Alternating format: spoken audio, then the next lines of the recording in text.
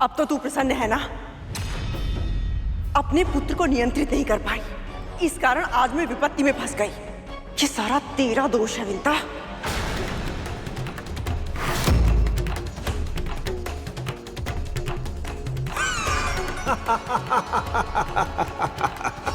अद्भुत विमाता, अद्भुत।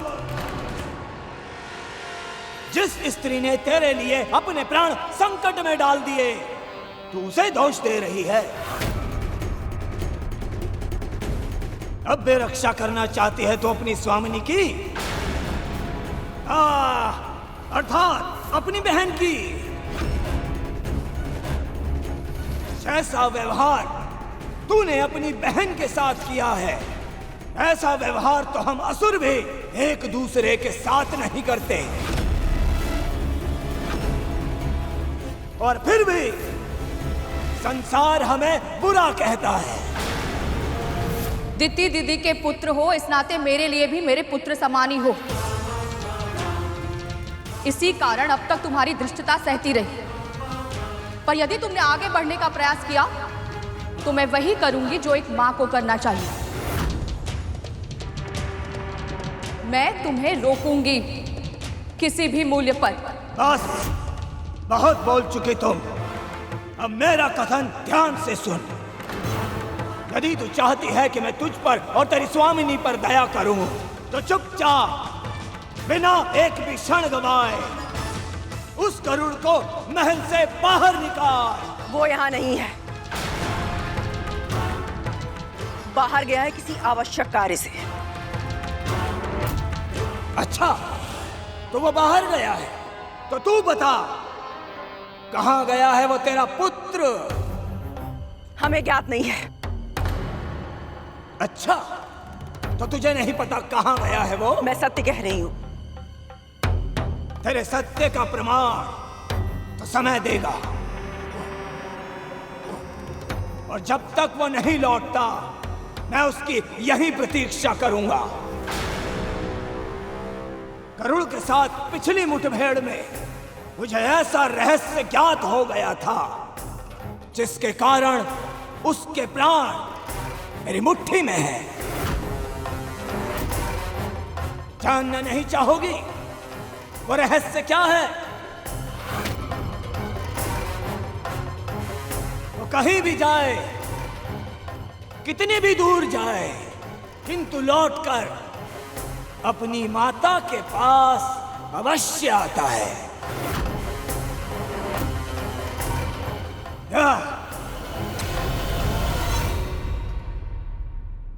सही कहा तुमने।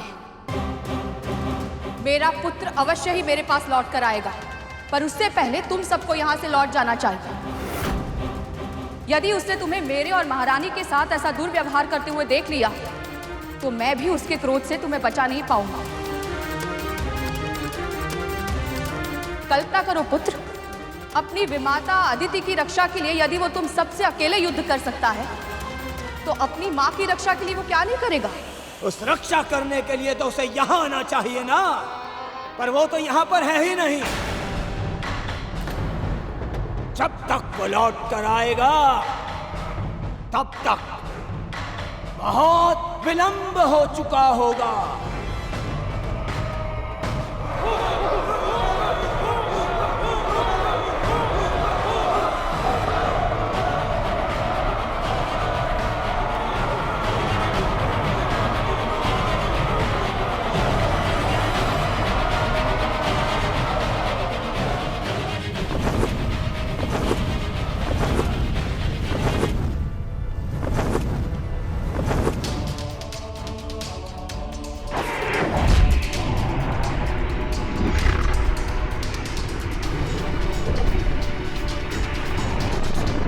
ओम विष्णवे नमः।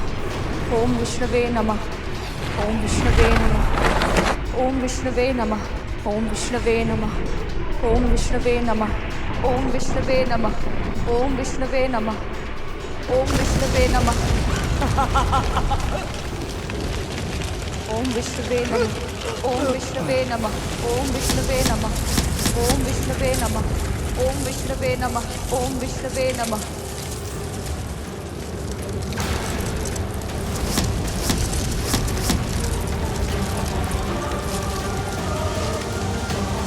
ओम विष्णवे नमः।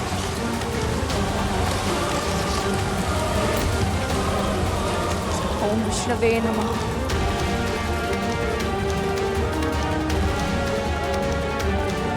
ये बच कैसी गई? ओम विष्णवे नमः। ओम विष्णवे नमः।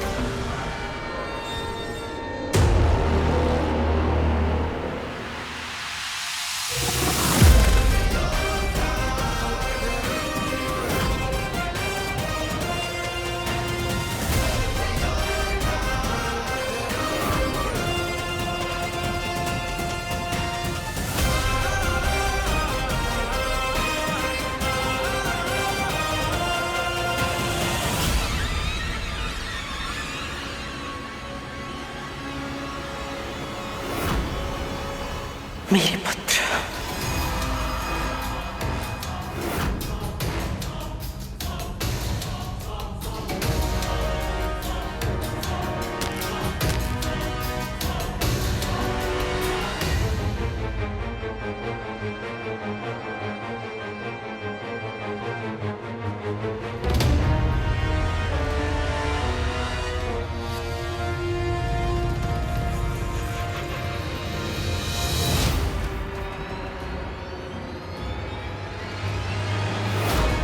गरुड़ और नाग एक साथ।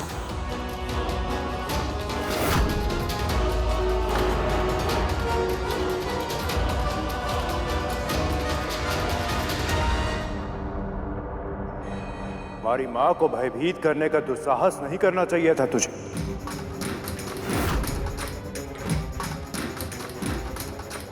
युद्ध का पहला नियम महिलाओं और बच्चों पर आक्रमण नहीं करना, और तूने वही नियम तोड़ दिया राहु। इसका दंड तुझे अवश्य मिलेगा।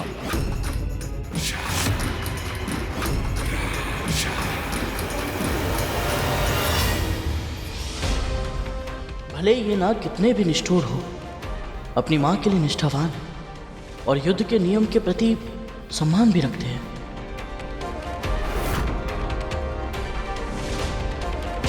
तूने इस महल पर आक्रमण करके बहुत बड़ी भूल की है। वैसे तो तुम्हारी असुरी सेना को पराजित करने के लिए मैं अकेला ही पर्याप्त था, और आज मेरे नाग भाई भी मेरे साथ हैं।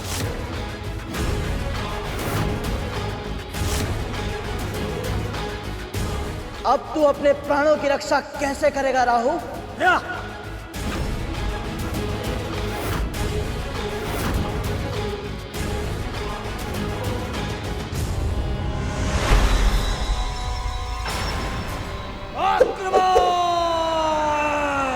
आक्रमण!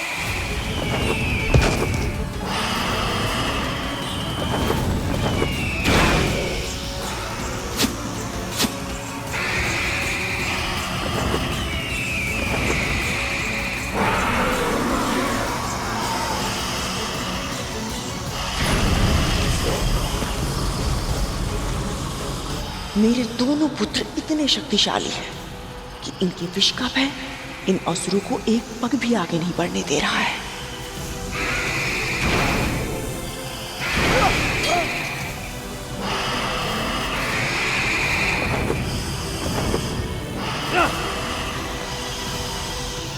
मुझे लगा था विशाल सेना देखकर ये सब घबरा जाएंगे और गरुड़ को मुझे सौंप देंगे, पर ये सब तो एक साथ मिलकर युद्ध कर रहे हैं।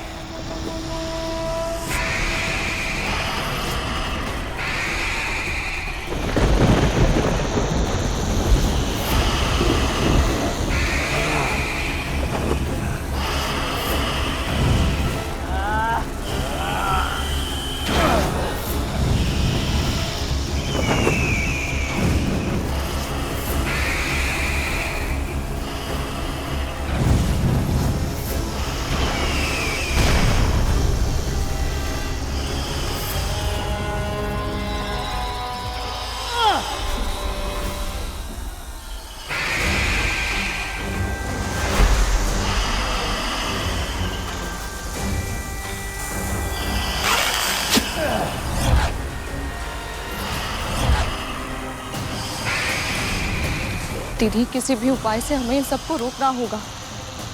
भाइयों का ऐसे एक दूसरे के रक्त का प्यासा हो जाना उचित नहीं है। किसी की भी मृत्यु हो सकती है। यदि ऐसा हुआ तो इसका दोषी तेरा पुत्र होगा। पर इस समय संकट केवल मेरे पुत्र पर नहीं है, आपके पुत्रों पर भी है और दीदी दीदी के पुत्रों पर भी। असुरों से शत्रुता करने में कोई समझदारी नहीं है दीदी। देवताओं और दानवों के मध्य युद्ध के कारण पहले ही भीषण विध्वंस हो चुका है। एक और युद्ध विनाशकारी सिद्ध होगा।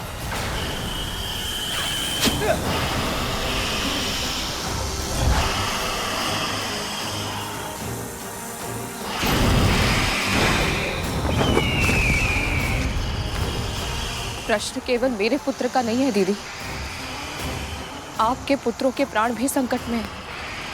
यदि उनमें से किसी को कुछ हो गया तो? ये समस्या तेरे पुत्र के कारण उत्पन्न हुई है, उसका समाधान भी वो ही करेगा।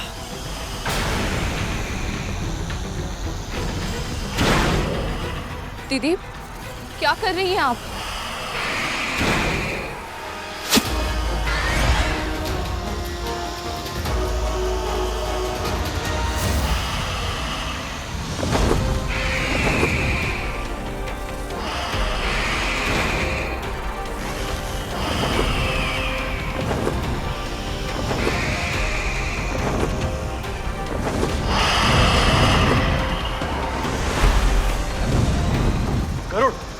कालिया,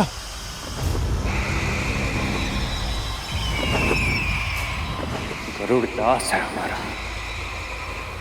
हम सबकी रक्षा करना इसका धर्म है, पर इसकी रक्षा करना हमारे लिए आवश्यक नहीं।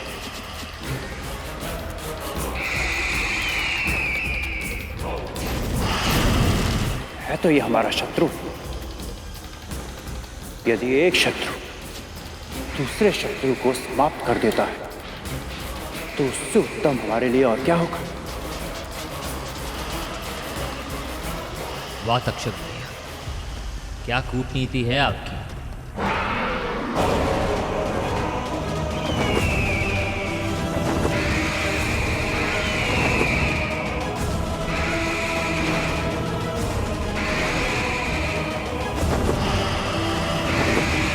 रुक जाओ।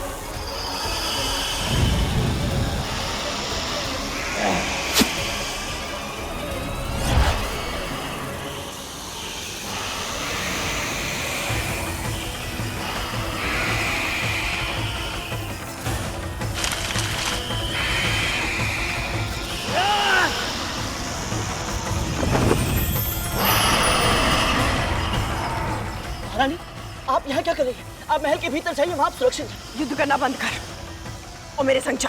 और कहाँ? प्रश्न पूछने का अधिकार तुझे नहीं है करूँ। मेरे साथ चल। ऐसे युद्ध के मध्य अपनी माँ को छोड़कर कैसे जा सकता हूँ मैं? तेरी माँ मेरी बहन भी है, उसे कुछ नहीं होगा। मेरी अनुपस्थिति में मेरे पुत्र उसकी रक्षा करेंगे। तक्षक, कालिया, शिशुनंदी, भूतनंदी, अपनी भी माता के पास जाओ। उनका ध्यान रखना, उनकी सुरक्षा करना तुम्हारा कर्तव्य है।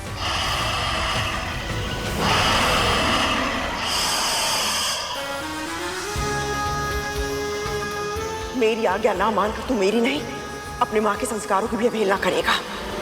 भूल मत, मन से, वचन से, कर्म से भी तूने मेरे आदेशों का पालन करने का वचन दिया है मुझे।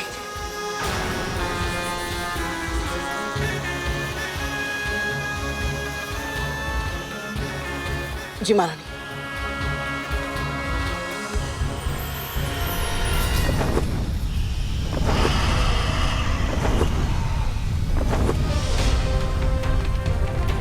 ये कहाँ गया?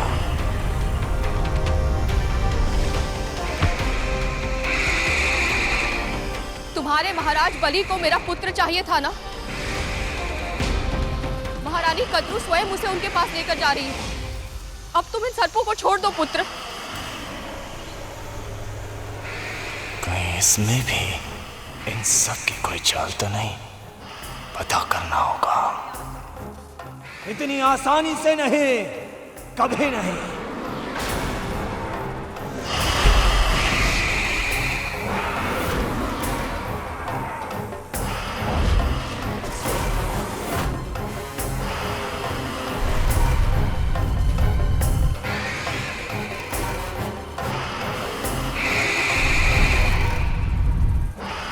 हे परम प्रभु विष्णु, मेरे पुत्र की रक्षा कीजिए।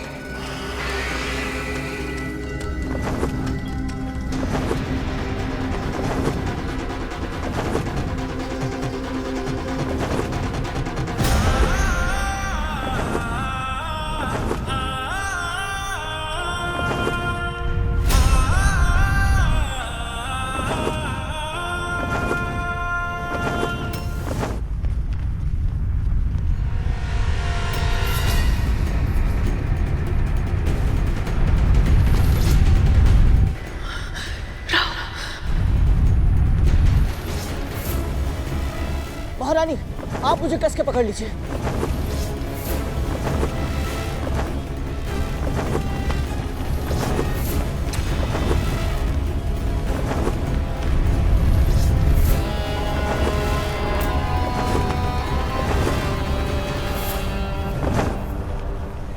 गति बढ़ाकर मुझे चकमा देने का प्रयास कर रहा है, किंतु मैं भी राहु हूं। उससे पीछा छुड़ाना असंभव है।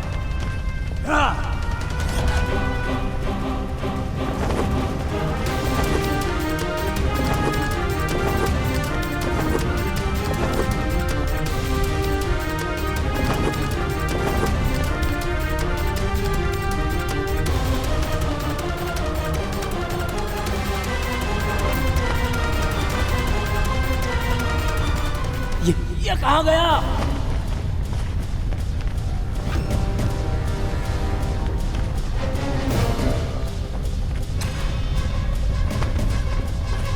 अभी तो इधर था, उधर कैसे चला गया? ये हुई ना बात। यदि ये युद्ध हमें रुकवाना है तो हमें शीघ्र ही महाबलीपुरम पहुंचना होगा।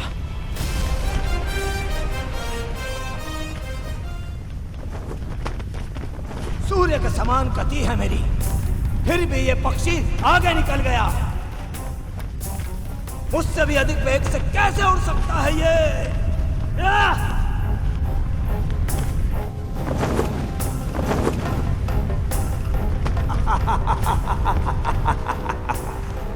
लगता है इसे अपनी मृत्यु की कामना कुछ अधिक ही है, तभी तो स्वयं को मृत्यु के मुख में ले जा रहा है ये। क्योंकि द्वारपाल तारकाक्ष के होते हुए कोई भी बाहरी प्राणी महाबलीपुरम में प्रवेश नहीं कर सकता। पर यदि कोई ऐसा करने का प्रयास करता है तो वो जीवित नहीं रह सकता।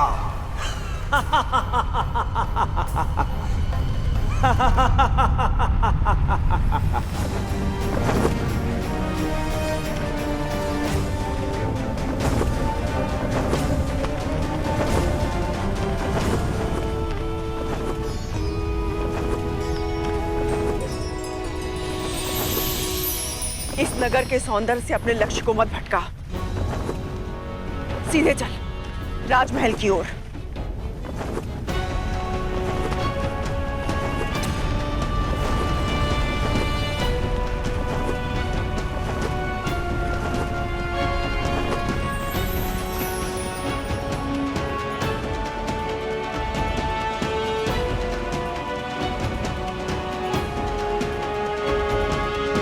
उड़ान भी ऊंची बढ़ता है, गति पर भी नियंत्रण है और भूमि पर भी इतनी कुशलता से उतरता है।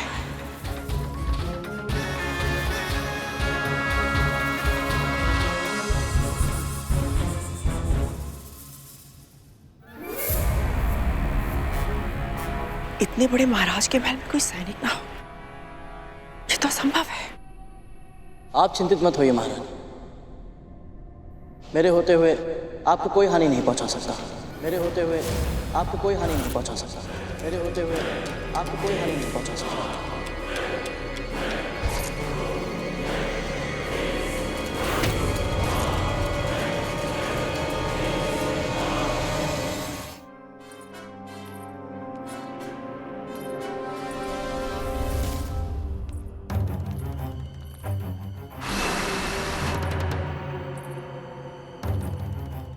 कितनी विचित्र शीत है। क्या आपको भी इसका आभास हो रहा है महारानी? मुझे पता है तू पंछी है, वायु शीत है या उष्ण इसका अनुभव करने का अभ्यास है तुझे, किंतु अभी समय नहीं है, शीघ्र चल, इससे पहले कि हमारी उपस्थिति का किसी को आभास हो जाए। एक क्षण महारानी, कुछ तो असामान्य है।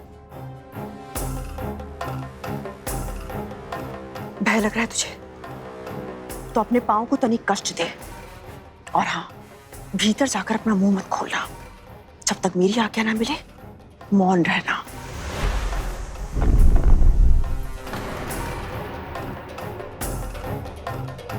क्या हुआ?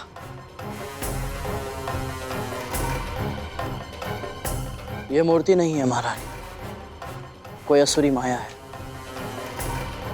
इतना आशंकित होने की आवश्यकता नहीं है, ये मूर्ति है। आ, मैं दिखाती हूँ तुझे। महारानी नहीं,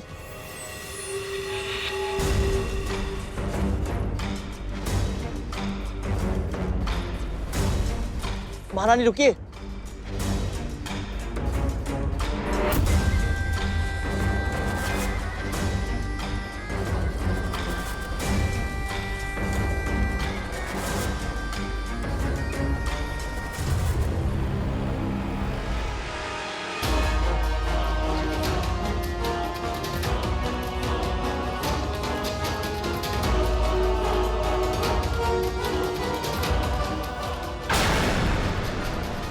महारानी,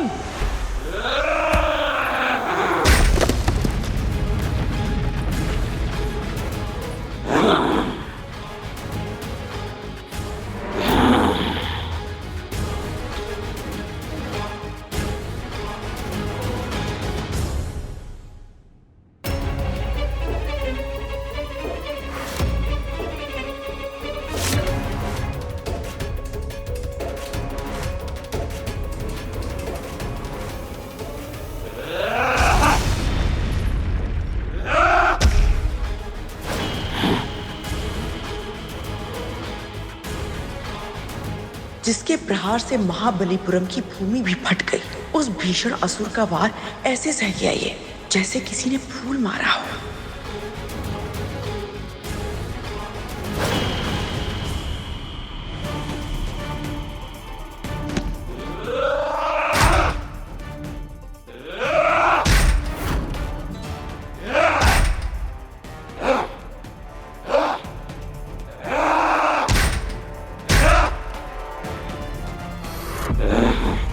थोड़ी देर और खेलता तुम्हारे साथ, पर बड़े भैया से मिलने की शीघ्रता है। इस पर मेरे किसी भी प्रहार का प्रभाव क्यों नहीं पड़ रहा?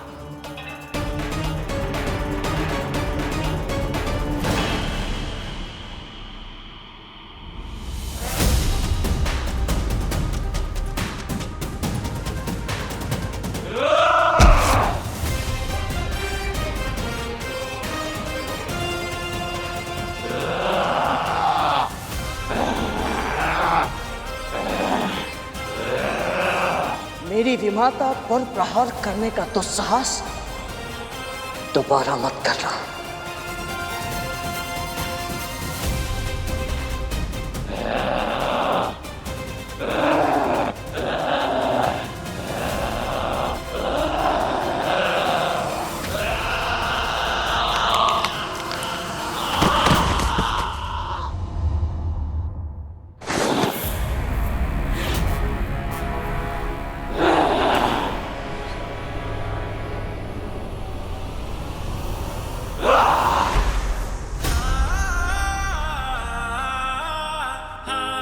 चलिए महारानी।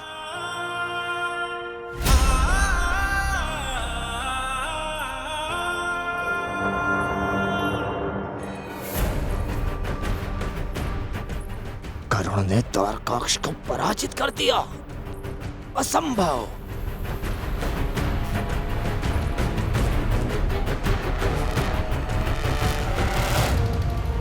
ओम सौराष्ट्रे सोमनाथस्य श्रीशिले मल्लिकार्जुनम उज्जैन्यां महाकालम ओंकारम मल्लेश्वरम परल्यां वैद्यनाथम च डाकिन्यं भीमशंकरम सेतुबंधे च रामेशम नागेशम दारुकावने वाराणस्यां तु विश्वेशम त्र्यंबकम कौमुदी तटे हिमालय तु केदारम धुष्मेशम च शिवालय। यहाँ का वातावरण मेरी कल्पना से बिल्कुल विपरीत है। आश्चर्यचकित होने की आवश्यकता नहीं है। बलि असुर अवश्य है, किंतु दूसरे असुरों से बिल्कुल भिन्न है। वो एक पवित्र आत्मा है, अत्यधिक धार्मिक है, महादेव शिव शंकर का बहुत बड़ा भक्त है। यदि महाराज धर्म के अनुसार आचरण करते हैं तो फिर उनकी प्रजा इतनी क्रूर, इतनी निर्दयी क्यों है महारानी? राजा अपनी प्रजा के हृदय पर राज करने में विश्वास रखते हैं। वो अपनी जीवन शैली दूसरों पर नहीं थोपते हैं। उनके राज में सभी अपने स्वभाव के अनुसार असुरों की तरह आचरण करने के लिए स्वतंत्र हैं।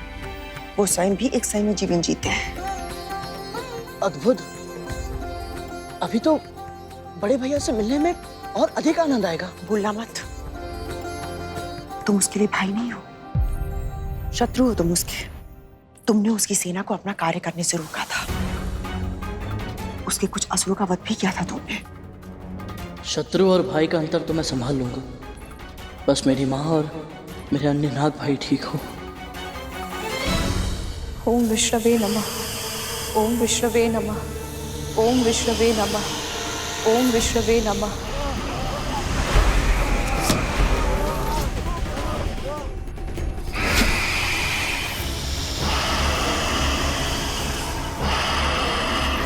ओम विष्णवे नमः।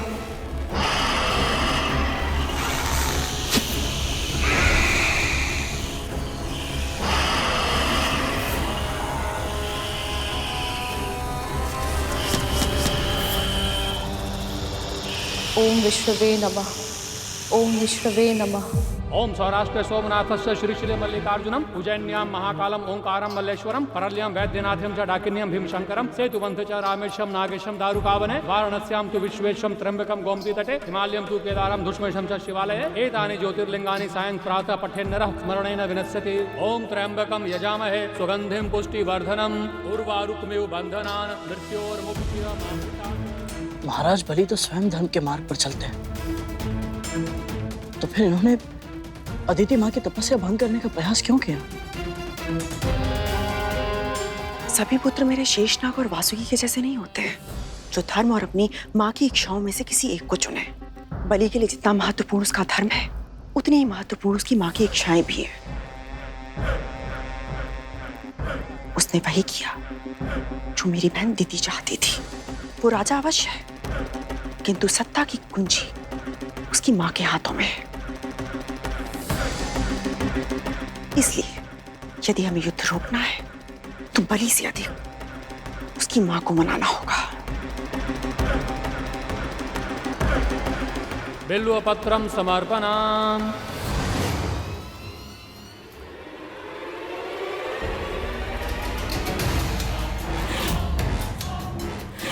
गरुड़ और कद्रु यहाँ?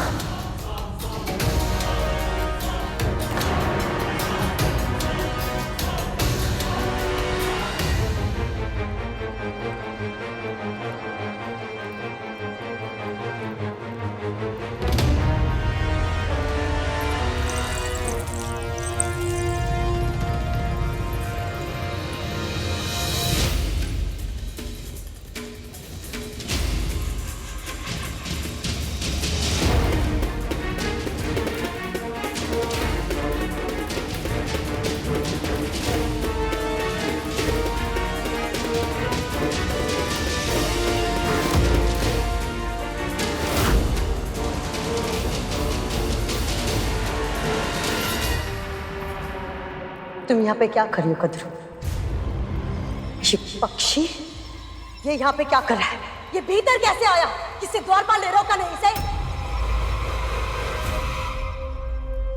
प्रणाम महाराज बलि। प्रणाम माता दीदी। प्रणाम माँ कद्रू।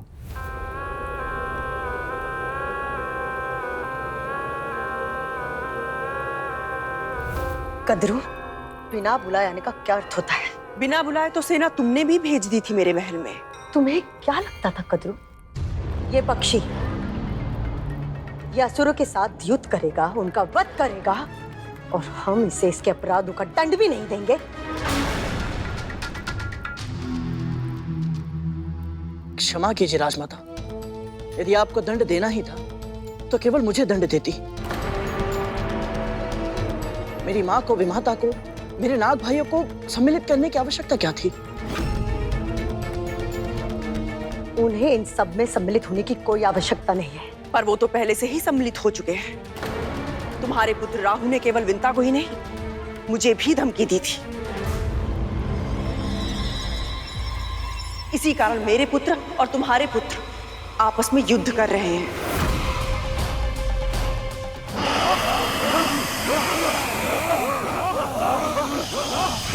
ओम विष्णवे नमः। ओम विष्णवे नमः। ओम विष्णवे नमः। ओम विष्णवे नमः। इन्होंने और इनकी बहन ने मुझे उकसाया था महाराज। ये दोनों इस पक्षी की सहायता कर रही थी।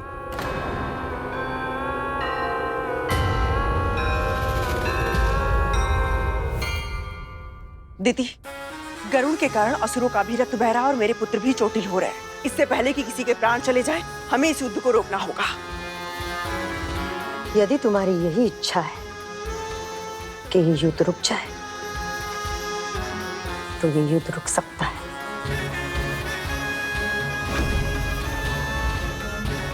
अच्छा किया जो इस पक्षी को हमारे पास लेकर आ गई। अब इसे हमें सौंप दो।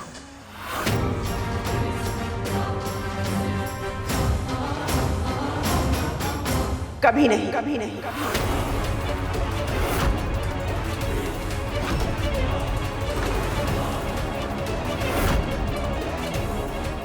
बड़ी माँ मेरी रक्षा करने का प्रयास कर रही है, पर क्यों?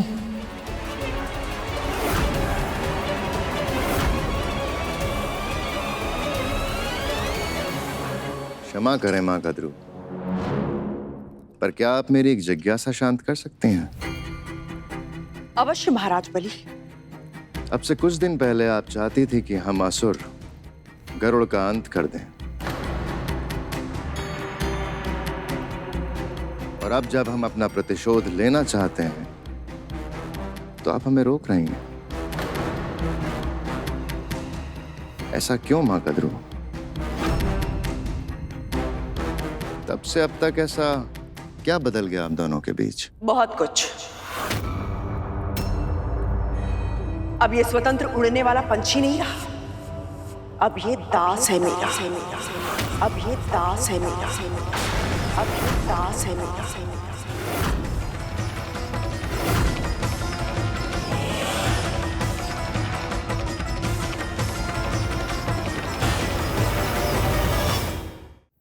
दास?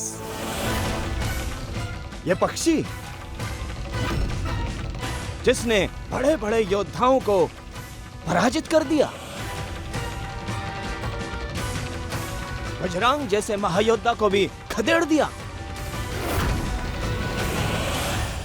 ये दास बन गया है?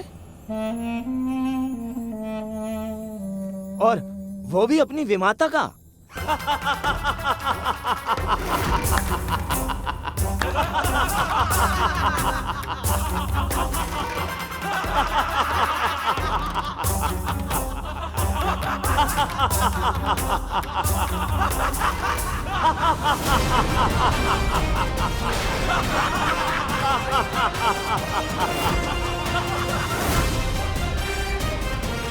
मुझे धैर्य दीजिए माँ।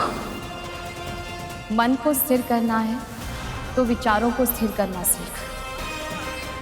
जब कभी तुझे क्रोध आए या मन विचलित हो जाए तो अपने गुरु का ध्यान धर। उनकी वाणी, उनकी शिक्षा और उनके दिए हुए संस्कारों के बारे में सोच। ऐसा करने से तेरा आवेग शांत हो जाएगा और फिर मन अपने आप स्थिर हो जाएगा।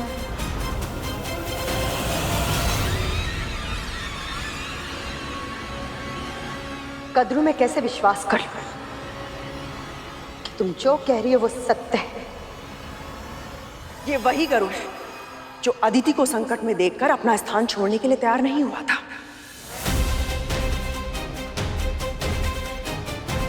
स्वयं से पूछकर देखो, मैं जो बोल रही हूं यदि वो सत्य नहीं है तो ये अपनी मां को युद्ध स्थल में अकेला छोड़कर तुम्हारे सामने इस तरह नहीं खड़ा होता।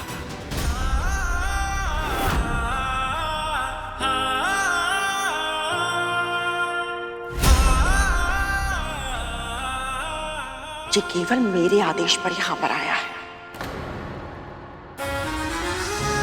क्योंकि इसकी मां और स्वयं भी मेरे हाथों की कठपुतलियां हैं।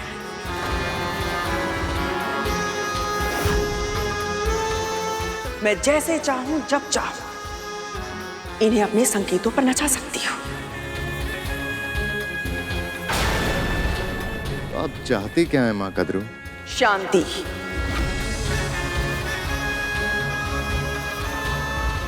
यदि यह युद्ध इसी तरह चलता रहा तो आपके असुर भी घायल होंगे और मेरे पुत्र भी।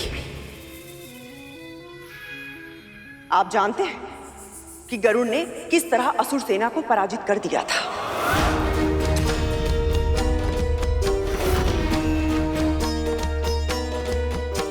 किंतु अब मेरे शक्तिशाली पुत्र भी इस युद्ध का भाग बन चुके हैं और इस युद्ध का परिणाम केवल और केवल विध्वंस लाएगा महाराज।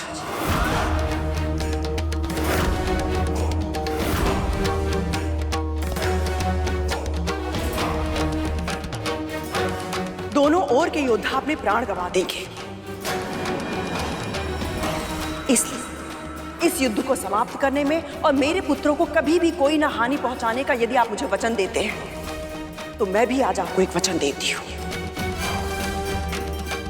आज के बाद मेरा ये दास गरुड़ असुरों के लिए संकट का कारण कभी नहीं बनेगा।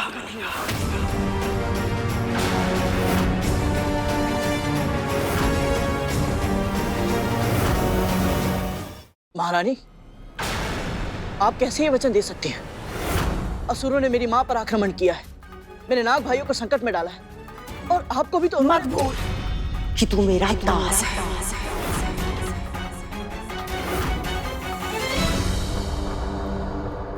और जब तक दासों को आज्ञा नहीं दी जाए वो बीच में नहीं बोलते।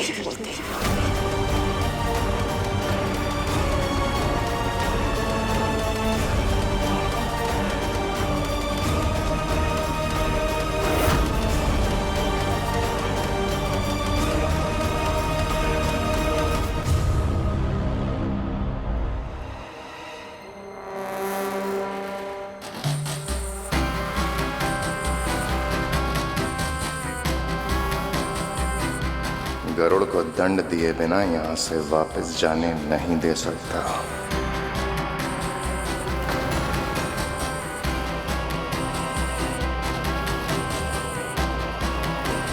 तो क्या निर्णय लिया आप दोनों ने?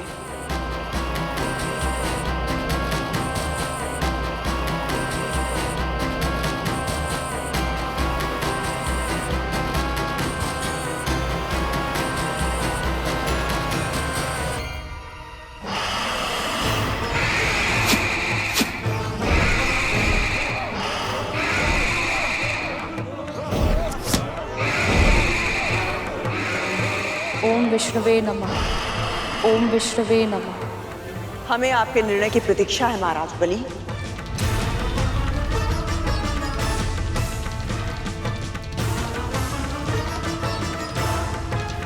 ये पक्षी तुम्हारे नियंत्रण में है तो इसका अर्थ ये नहीं कि हम इसके अपराधों को भूलकर इसे क्षमा करते हैं। इसने न केवल असुरों की सेना को चुनौती दी है बल्कि मेरे पुत्र और स्वर्ग के महाराज बलि की सत्ता को ललकारा है। इसे अवश्य दंड मिलना चाहिए।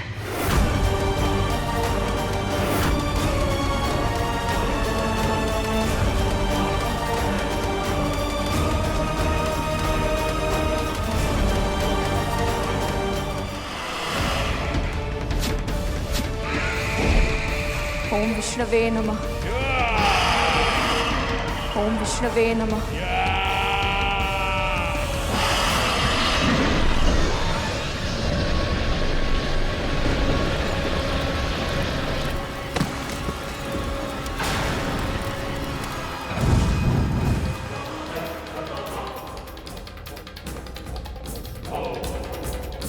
आशा कीजिए कि आपका पुत्र भी हमारी मां की रक्षा और उनका सम्मान ऐसा ही कर रहा हो।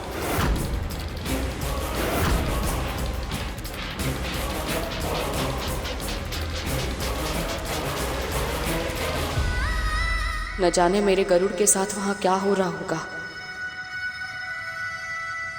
हमें आपके निर्णय की प्रतीक्षा है महाराज बलि।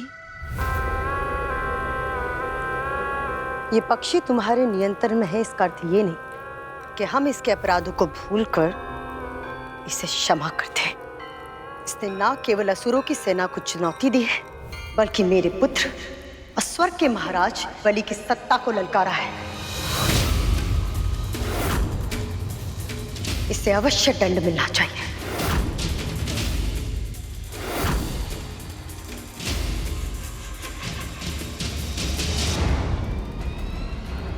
पर एक उपाय है।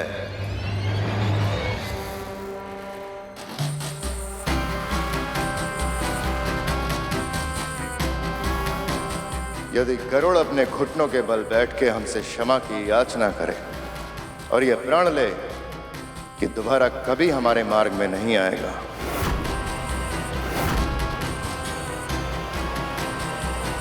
तो शायद हम उसे क्षमादान देने के बारे में विचार कर सकते हैं।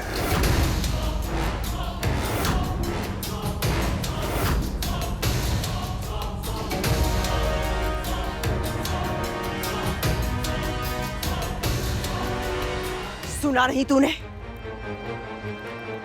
घुटने के बल बैठ और क्षमा मांग।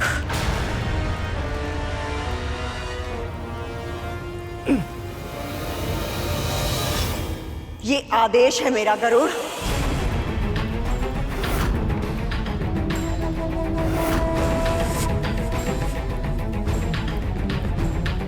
क्या हुआ?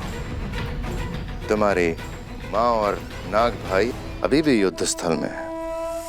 क्या तुम उनकी और अपनी रक्षा नहीं करना चाहते?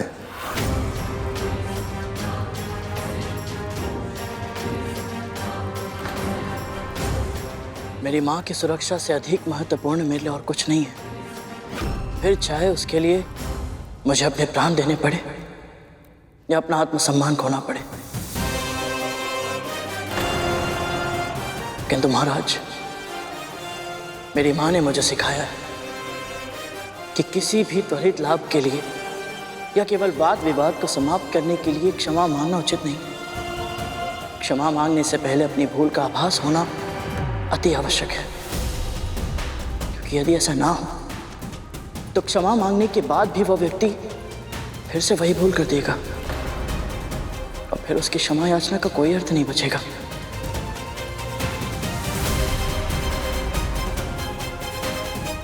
और यह सत्य है महाराज, अदिति मां की रक्षा करने के निर्णय को मैं अनुचित नहीं समझता। यदि आवश्यकता हो तो मैं फिर से करूंगा, सहर्ष करूंगा।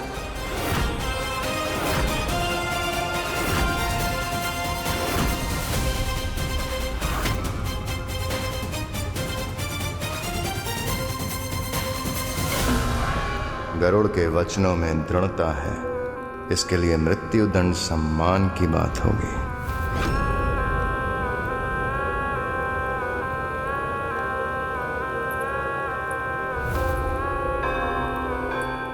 पुत्र, आप किस बात की प्रतीक्षा है? असुरों के महाराज, स्वर्ग के शासक हो तुम। जो शीश तुम्हारे सामने ना झुके उसे धड़ से अलग करना उचित है। जो शीश तुम्हारे सामने ना झुके उसे धड़ से अलग करना उचित है।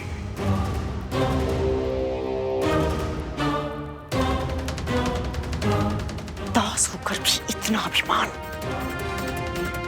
तेरे लिए मैंने अपने और अपने पुत्रों के प्राणों को संकट में डाला है, और तू एक विनीत भाव से क्षमा भी नहीं मांग सकता।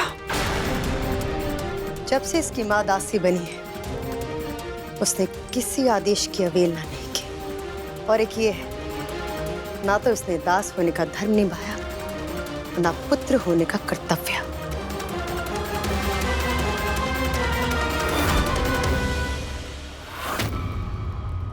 महाराज के आदेश का उल्लंघन करके तूने अपनी मृत्यु को आमंत्रण दिया है। मैं तो कहता हूं, इस पक्षी के कर्कश गायन की प्रतीक्षा ही क्यों करनी? मैं अभी यमदूत से इसका साक्षात्कार करवाता हूं।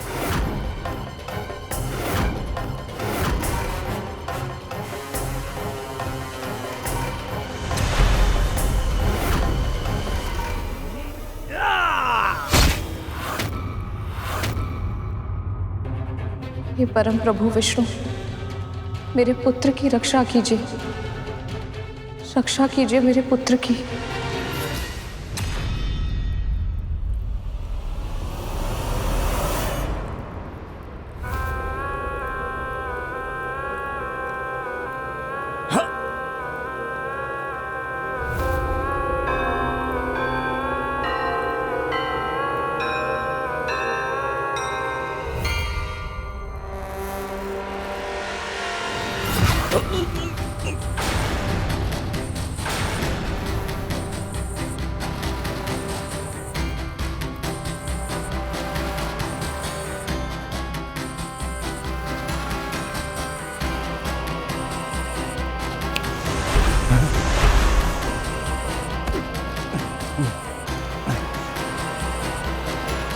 मृत्यु केवल शारीरिक हिंसा से नहीं होती राहु।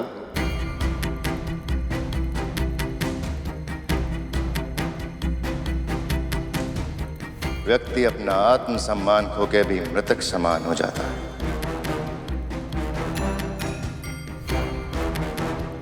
यदि गरुड़ एक बार क्षमा नहीं मांग सकता तो उसे सहस्त्र बार झुकना होगा। पूरी प्रजा के सामने से 1,008 बार करबद्ध प्रणाम करके हमारे महाबलीपुरम की प्रदक्षिणा करनी होगी।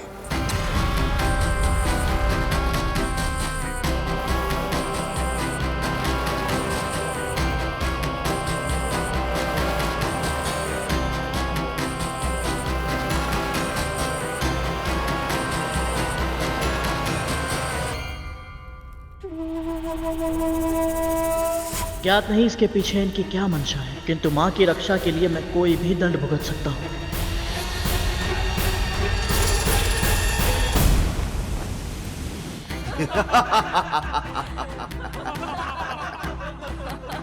सुना है ये बहुत ही शक्तिशाली पक्षी है। वज्रांग की पूरी सेना को अकेले ही हरा दिया था इसने। तुमने सही कहा मित्र, पर हमारे महाराज बलि के सामने बड़े से बड़े योद्धा नतमस्तक हो जाते हैं। तभी तो आज ये पक्षी भूमि पर लौटकर अपने अपराध की क्षमा मांगेगा। सही कहा मित्र।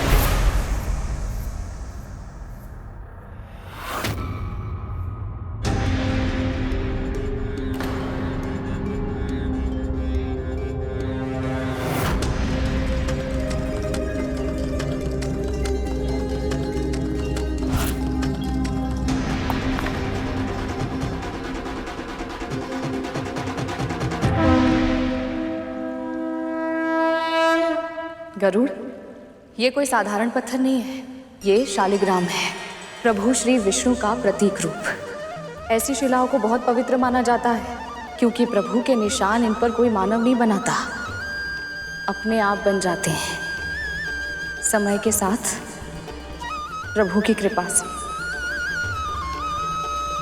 शालिग्राम अनेक तरह के होते हैं जिन्हें उनके आकार, रंग और चक्र, मुख, वनमाला आदि निशानों के आधार पर पहचाना जा सकता है। यदि तुझे कभी कोई ऐसी शिला मिले तो उसे साक्षात प्रभु श्री विष्णु का आशीर्वाद समझना, उसका आदर करना।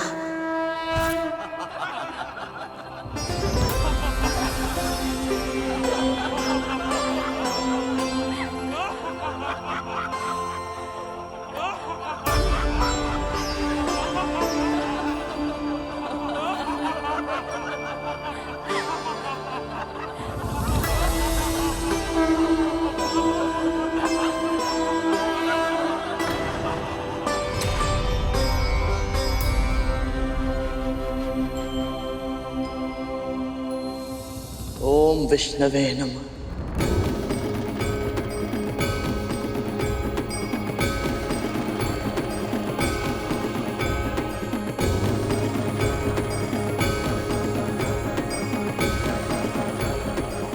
ओम विष्णवे नमः। ओम विष्णवे नमः। ओम विष्णवे नमः। ओम विष्णवे नमः। ओम विष्णवे नमः। ओम विष्णवे नमः। ओम विष्णवे नमः। ओम विष्णवे नमः।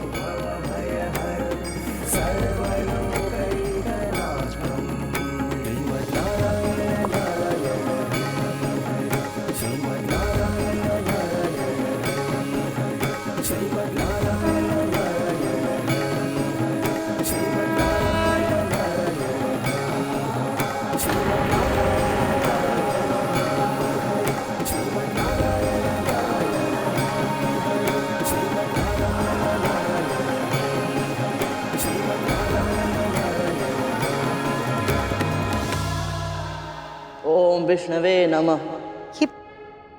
ये पक्षी क्या कर रहा है? इसे नगर की परिक्रमा करने के लिए कहा था और ये तो सिर्फ पत्थर के चारों ओर चक्कर काट रहा है। इसको ना केवल महाबलीपुरम की, देखिए ये संपूर्ण सृष्टि की परिक्रमा कर रहा है। ओम विष्णवे नमः। ध्यान से देखिए। ओम विष्णवे नमः। ओम विष्णवे नमः। शालिग्राम,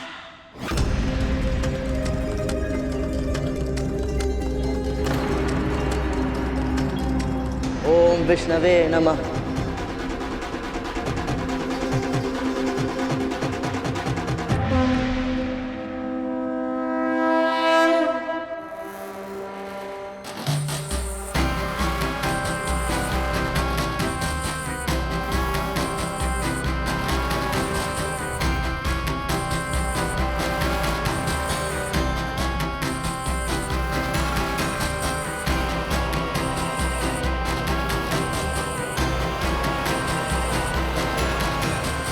हम असुर सदा से महादेव शिव शंकर के भक्त रहे, किंतु आज तुमने शालिग्राम की परिक्रमा करके भगवान विष्णु को भी यहाँ स्थापित कर दिया है।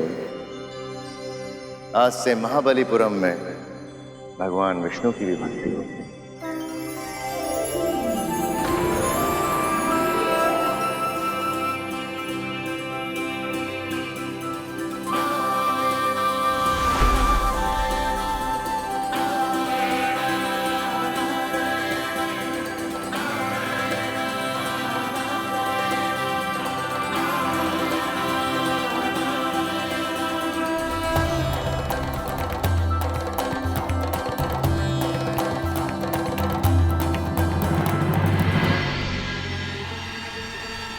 पुनः जीवित बच गया है ये गरुड़। क्या करूं जिससे ये असुरों के लिए भविष्य में खतरा ना बने।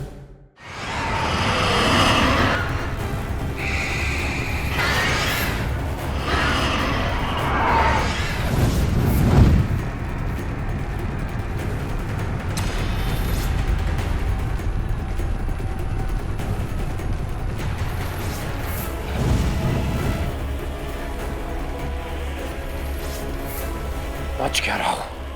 किंतु भैया अचानक से ये सब लुप्त कैसे हो गए?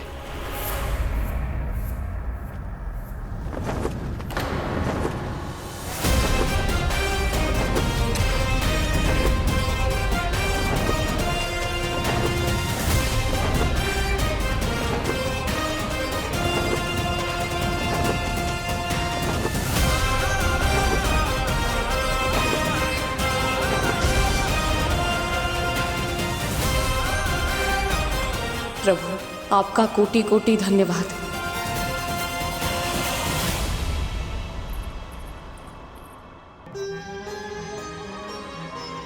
माँ, माँ,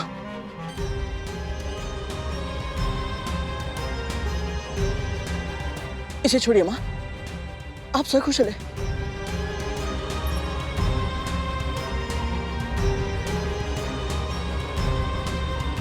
ठीक हो ना?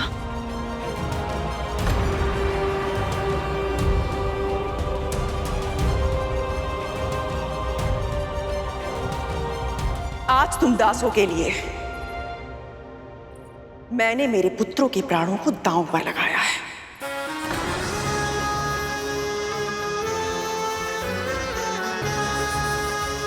हमें आभास है महारानी, इसके लिए हम दोनों सदैव आपके ऋणी रहेंगे। कुछ सीख अपनी मां से। ये होता है अच्छे दास का व्यवहार।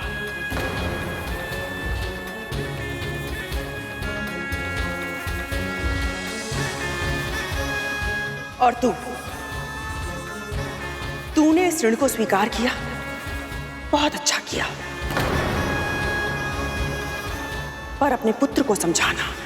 अब तक ये हमें दोष देता आया है कि हमने इसके प्राणों को संकट में डाला था, किंतु अब इसे स्मरण रहना चाहिए कि कैसे आज मैंने और मेरे पुत्रों ने इसके और तेरे प्राणों की रक्षा की है।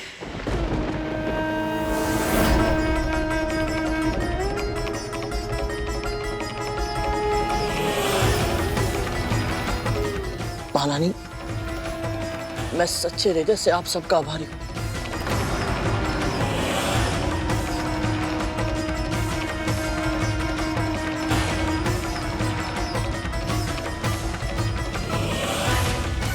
आज तो असुरों का संकट टल गया, किंतु अब करुण की बेड़ियां कस के जकड़नी होगी ताकि ये मेरे पुत्रों के लिए और कोई समस्या ना खड़ी करे।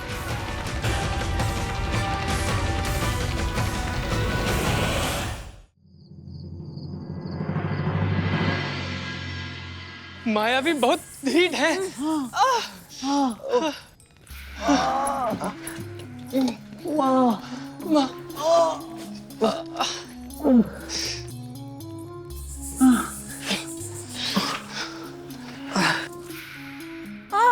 माँ, बहुत जलन हो रही है। जलन होगी तभी तो घाव स्वस्थ होगा। अच्छा।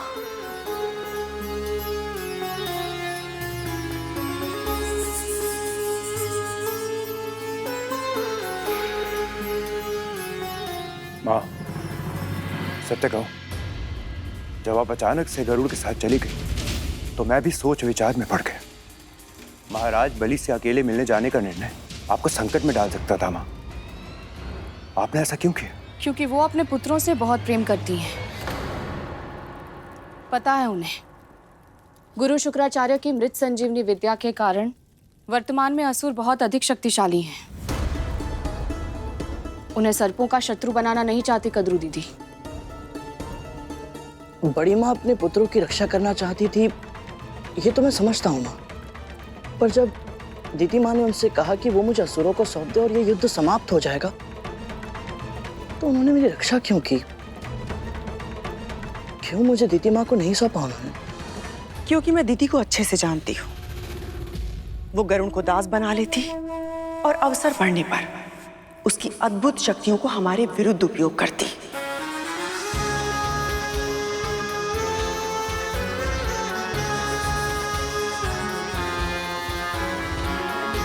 गरुड़ उसके लिए एक अचूक शस्त्र बन जाता और हमारे लिए एक भीषण संकट। गरुड़ को उसे सौंपने से मना करके मैंने न केवल दीदी और उसके पुत्रों को शक्तिशाली होने से रोका है, बल्कि गरुड़ ने उसकी मां पर एक ऐसा उपकार किया है जिसे वो चाहे भी तो जीवन भर नहीं चुका सकते। यदि कद्रू दीदी ने ये सब उपकार मानकर किया है तो उपकार ही सही। मेरे लिए इतना ही पर्याप्त है कि तू सुरक्षित है। उनकी मंशा चाहे जो भी रही हो गरुड़, जब तक तू मेरे साथ है ना, मुझे कोई अंतर नहीं पड़ता।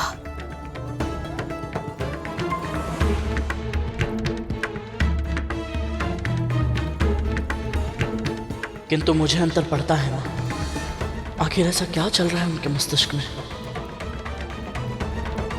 शीघ्र ही मुझे कुछ ऐसा करना होगा कि गरुड़ और उसकी मां मेरे हाथों की कठपुतलियां बनकर रह जाएं। मुझे तुम सब पर अभिमान है।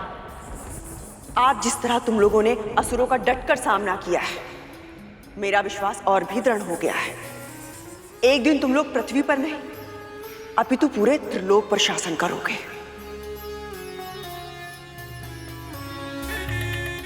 आज तुम सबने जो कौशल दिखाया है, तुम्हारे पिता को तुम पर गर्व होगा और प्रसन्नता भी। कि किस तरह मैंने उस गरुड़ के प्राणों की रक्षा की। मैं उनसे भेंट करके आती हूँ। माँ, लेकिन मेरे मन में एक प्रश्न था। हाँ माँ, वो हम जानना चाहते थे कि ऊंचे आकाश में उड़कर आपको कैसा लगा?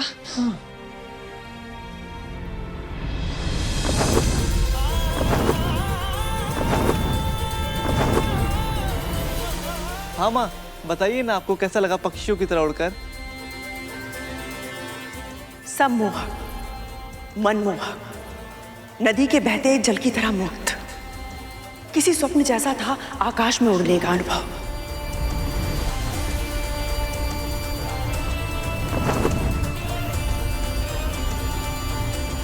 धरती से देखो तो आकाश के बादल कितने सुंदर दिखाई देते हैं, पर जब ऊपर आसमान में उन बादलों के बीच उनके साथ साथ होने का आभास हो तो वो अनुभूति अद्भुत है, अकल्पनीय है।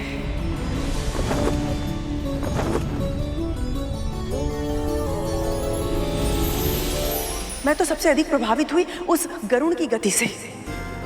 वो इतनी तीव्र गति से उड़ता है कि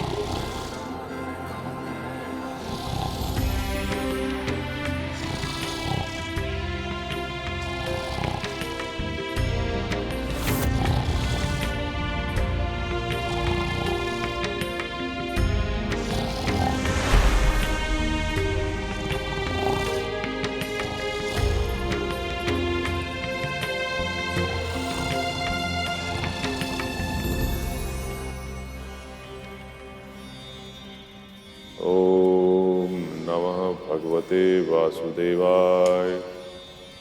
ओम नमः भगवते वासुदेवाय।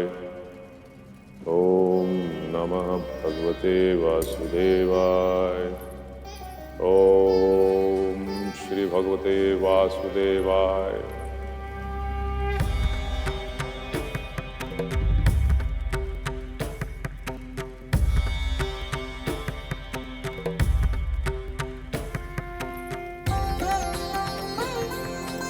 कल्याण हो देवी, इस समय यहाँ कैसे आना हुआ?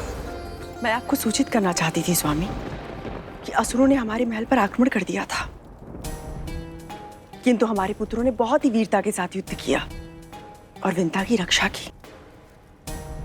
इसी बीच मैं गरुड़ को लेकर महाराज बलि के पास गई और उनसे युद्ध समाप्त करके शांति की स्थापना करने में सफलता प्राप्त की। असुर तो गरुड़ को प्राणदंड देना चाहते थे, किंतु मैंने उन्हें समझाया और गरुड़ की रक्षा की।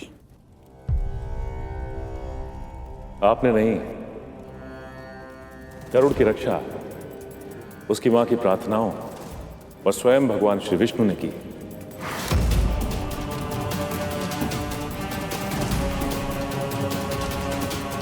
देवी कद्रू, आपकी सबसे बड़ी भूल यही है कि आपको लगता है कि जो कुछ भी हो रहा है वो आपकी इच्छा से हो रहा है, किंतु सत्य यह है कि यहां इस संसार में जो कुछ भी होता है भगवान श्री विष्णु की इच्छा से होता है।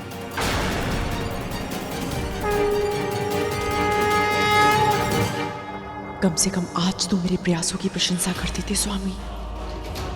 आप अपने पुत्रों को सर्वश्रेष्ठ बनाना चाहती हैं, किंतु ये लक्ष्य गरुड़ का अत्याचार या उसे बंदी बनाने की आवश्यकता नहीं है। उसका जन्म महान उद्देश्यों के लिए हुआ है और उसमें से सबसे बड़ा उद्देश्य है उसकी मां को दास्तां से मुक्त कराना।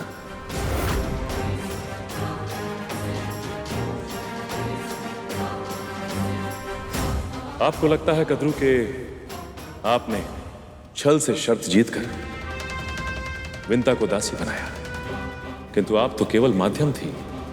जिस दिन अरुण का जन्म हुआ था उसी दिन विंता को यह श्राप भी मिल गया था और साथ ही साथ उसका निवारण भी।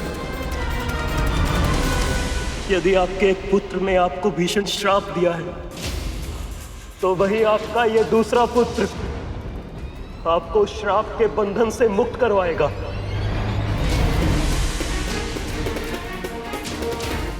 गरुड़ ऐसा प्राणी है जिसने असुर राज बलि के दंड को भी पुण्य अर्जित करने का माध्यम बनाया। उसमें अद्भुत बुद्धि है आप केवल उसके तन को दास बना सकती हैं, किंतु चाह कर भी आप उसके मन और मस्तिष्क को अपना बंदी नहीं बना सकती। अपनी मां को मुक्त कराना उसकी नियति है और वो अपने इस उद्देश्य को पूरा करके रहेगा।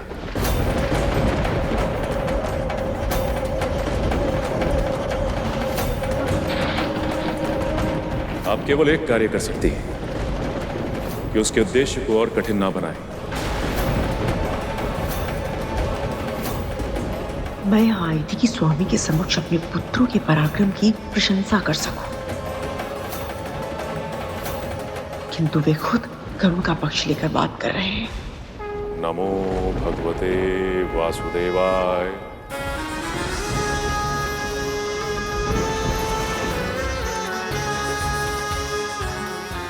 मैंने विंता और गरुड़ के लिए इतना सब किया, अपने पुत्रों के और स्वयं के प्राणों को भी संकट में डाल दिया। असुरों से उसकी रक्षा करने के लिए उन दोनों को तो मेरा जीवन भर के लिए ऋणी होना चाहिए। मुक्त होने के बारे में सोच भी कैसे सकते हैं वो? महाराज, गरुड़, तुम इस समय यहाँ क्या कर रहे हो? क्षमा कीजिए महारानी, मेरा उद्देश्य आपको भयभीत करना नहीं था, बस कुछ कहना है आपसे। जो भी कहना है कल कहना, आज बहुत रात हो चुकी है, तुम जाओ यहाँ से। महारानी, एक विनती करनी है, बस 2 पल के लिए सुन लीजिए। ऐसी कौन सी विनती करनी है जो एक रात भी प्रतीक्षा नहीं कर सकते तुम? कहा ना, मुझे विश्राम की आवश्यकता है, कल बात करेंगे। महारानी, यदि इस विचार को और अधिक समय तक मेरे मन में रखा तो मेरे हृदय का भार मेरे प्राण ले लेगा। मैंने अपने जन्म से लेकर आज तक आपको अपनी मां के साथ अत्याचार करते देखा, अपने वचनों से, अपने कर्मों से उन्हें दुखी करते देखा है। पर आज जब आपने दीदी मां को मुझे सौंपने से मना कर दिया, तब मुझे आभास हुआ महारानी कि आपके व्यक्तित्व के और आयाम भी है जो इस बाहरी आवरण के पीछे छिपे हैं। आज तक मैंने एक अत्याचारी महारानी को देखा था, पर आज एक बड़ी बहन को देखा जिन्होंने अपने पुत्रों को आदेश दिया कि वो उनकी छोटी बहन की रक्षा करे। आज पहली बार मैंने अपनी विमाता को देखा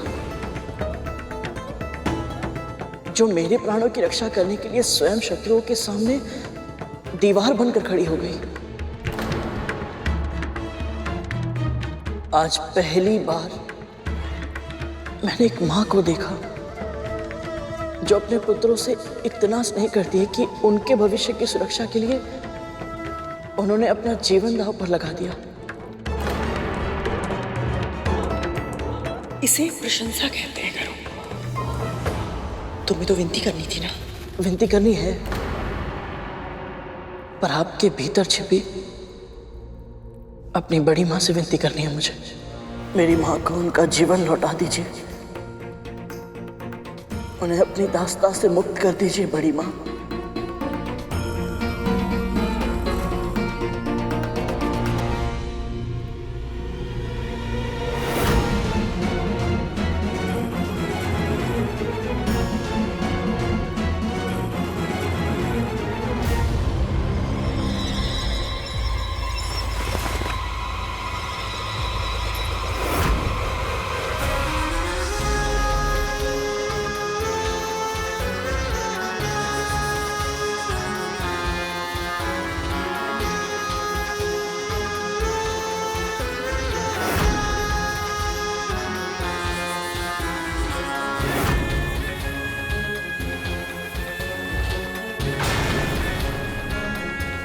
कैसा लग रहा है?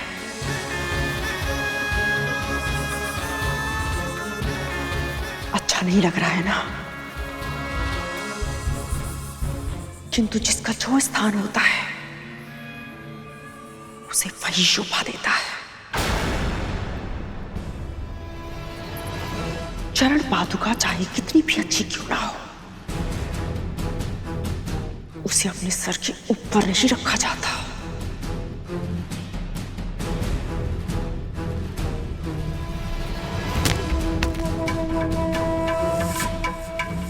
आज तो तूने ये दुस्साहस कर लिया, किंतु फिर कभी तेरी जीवा में तो क्या, तेरे मस्तिष्क में भी ये विचार नहीं आना चाहिए, कभी नहीं।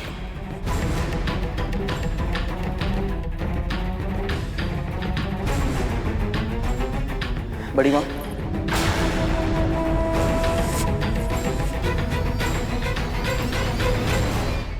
बड़ी माँ नहीं, महारानी।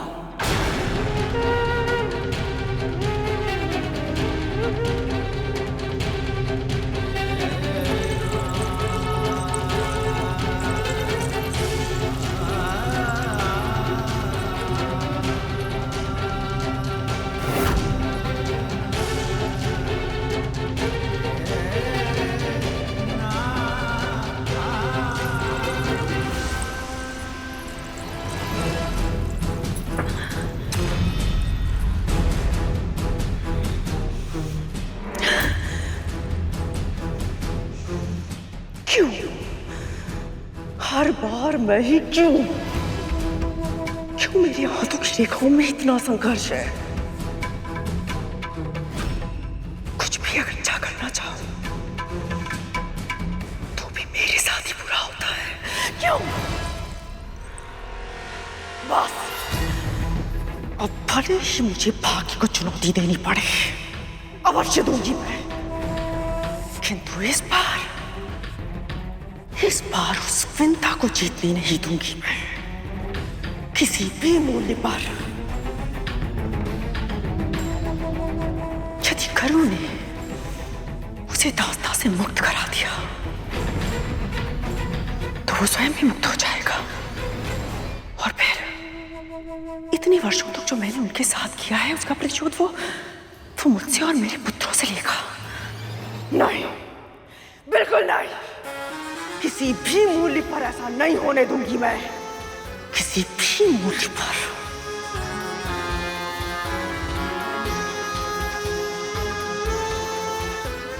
करूँ तो क्या?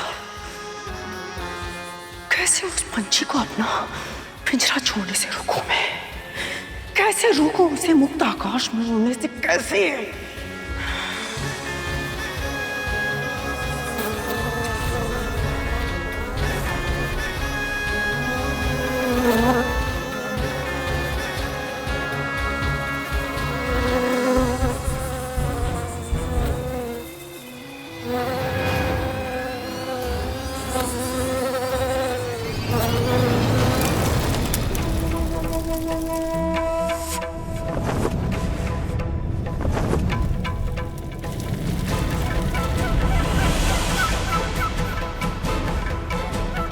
यदि गरुड़ सूर्य लोक के पास गया तो इसी कीड़े की भांति उसकी मृत्यु भी निश्चित है।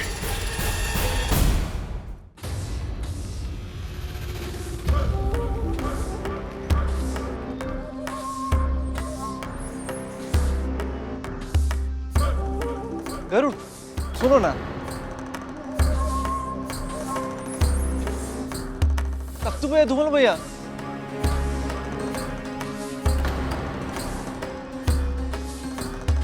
गरुड़, हमारे दास, हमें फिर से भ्रमण पर जाना है। जो आज्ञा स्वामी। पर आज हम रथ से नहीं जाएंगे। हाँ हाँ। तो फिर? जब दास आकाश में उड़ सकता हो तो भूमि पे भ्रमण करने की क्या आवश्यकता? वाह तख्तू भैया, ये तो बिल्कुल तक्षक भैया का स्वर है। यदि तुम्हें ऐसे और भी स्वर सुनने हैं तो तुम्हें हम सबको आकाश भ्रमण पर ले जाना होगा। आज का ये दिन बहुत शुभ है दीदी। देखिए, गरुड़ और उसके नाग भाई एक दूसरे के साथ कितने प्रेम से बातें कर रहे हैं। क्या ऐसा नहीं हो सकता कि इनके संबंध सदैव ऐसे ही रहे, स्नेह से भरपूर? तुमने तो मेरे मुंह की बात छीन ली। मैं भी ऐसा ही सोच रही थी। सच? बिल्कुल सच। बहन,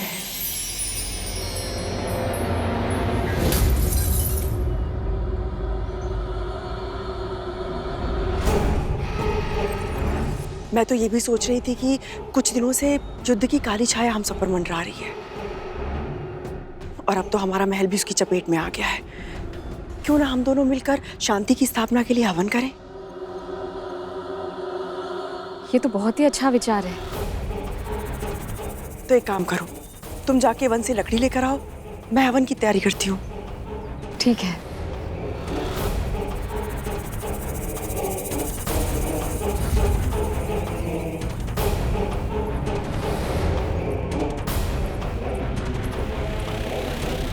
गरुड़, तुम कहाँ जा रहे हो?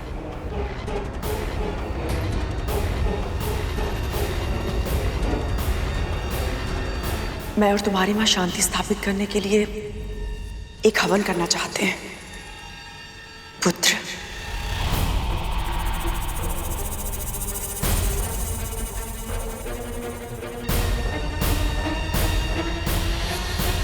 और उसके लिए तुम्हें एक विशेष सामग्री लानी होगी। आदेश दीजिए महाराज।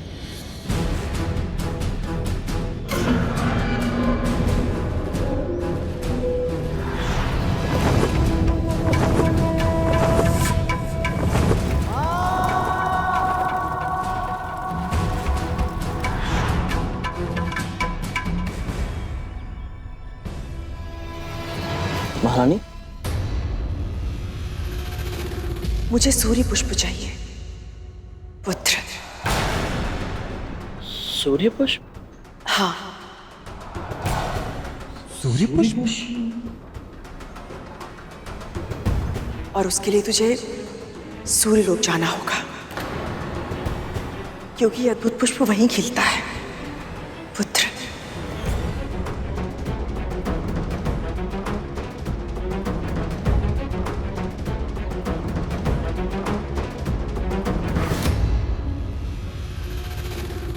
किस सोच में पड़ गए तुम?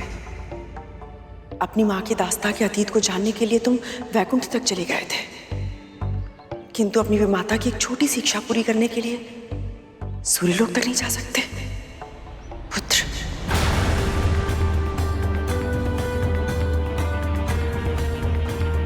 आपकी इच्छा अवश्य पूरी होगी, बड़ी माँ।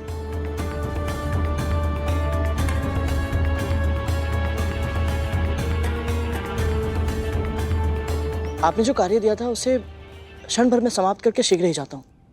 फंस गया पंछी पिंजरे में। अब गरुड़ नाम की समस्या का हमेशा हमेशा के लिए समाधान हो जाएगा।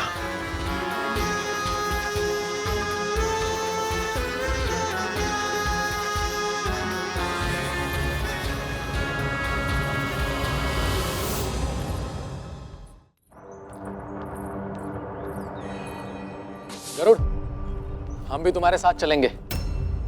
हाँ, परंतु ले चलो ना गरुड़। बहुत मन है हमें अंतरिक्ष भ्रमण करने का। अच्छा ठीक है, परंतु आप लोग महारानी की आज्ञा ले लीजिए पहले।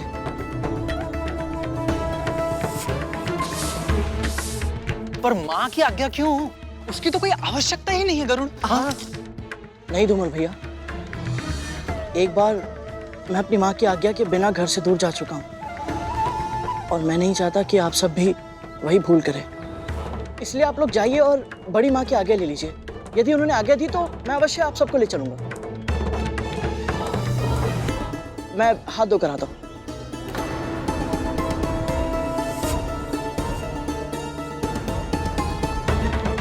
गरुड़ माँ की आज्ञा के बिना हमको लेकर नहीं जाएगा तख्तू। और माँ आज्ञा देगी नहीं। तो क्या करें भैया? बड़ा मन है अंतरिक्ष भ्रमण करने का।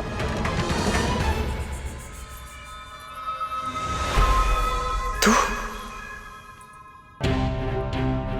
कितना और गिरोगी गदरू?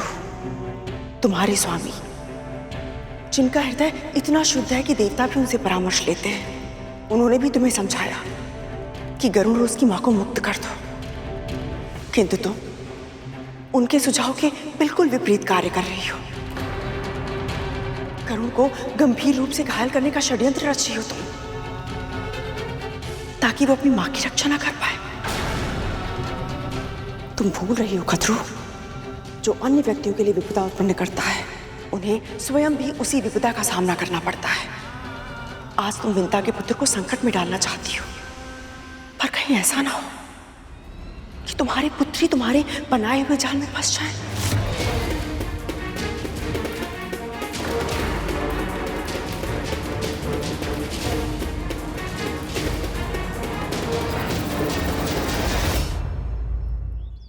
गरुड़, तू गया नहीं अभी तक? महारानी, आपके पुत्र मेरे साथ जाना चाहते थे, तो मैं आपके आज्ञा की प्रतीक्षा कर रहा था। मैं तेरी माँ की तरह नहीं जो अपने पुत्रों को उनकी इच्छाएं पूरी करने से रोकूं, और तू भी उनकी इच्छा पूर्ति में बाधा नहीं बनेगा। स्मरण रहे, केवल मेरा ही नहीं, मेरे पुत्रों का दास भी है तू। वो जो चाहते हैं वैसा ही कर। जो आज्ञा महारानी।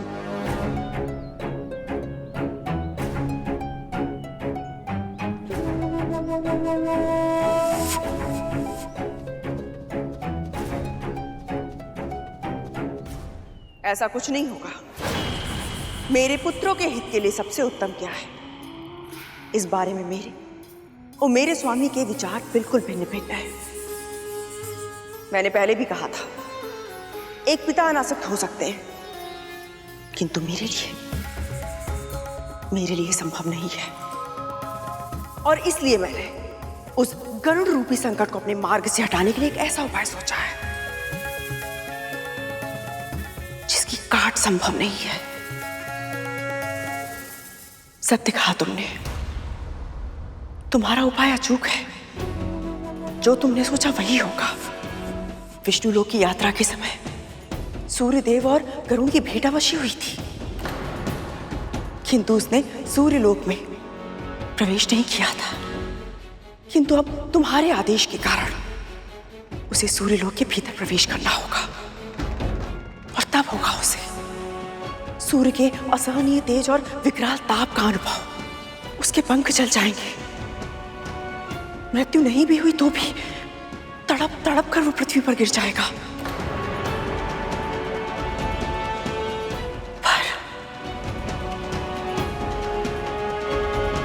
पर क्या सूर्य के भीषण ताप से तड़पने वाला केवल गरुड़ नहीं होगा, उसके साथ साथ तुम्हारे पुत्र भी उस अकल्पनीय जलन को अपनी त्वचा पर सहने के लिए विवश हो जाएंगे। क्या कह रही है तू?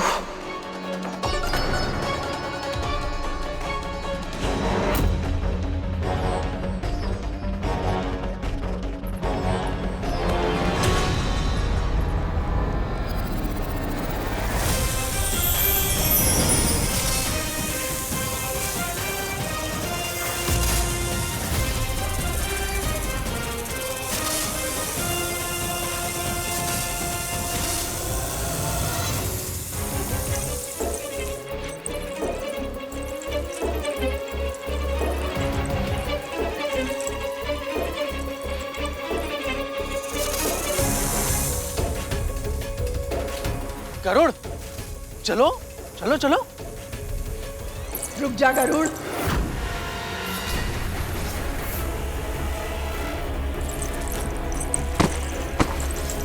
कहीं माँ ने देख लिया तो वो रोक लेंगी और सब किया कराया व्यर्थ हो जाएगा। गरुड़, समय क्यों नष्ट कर रहे हो? अब उड़ो भी।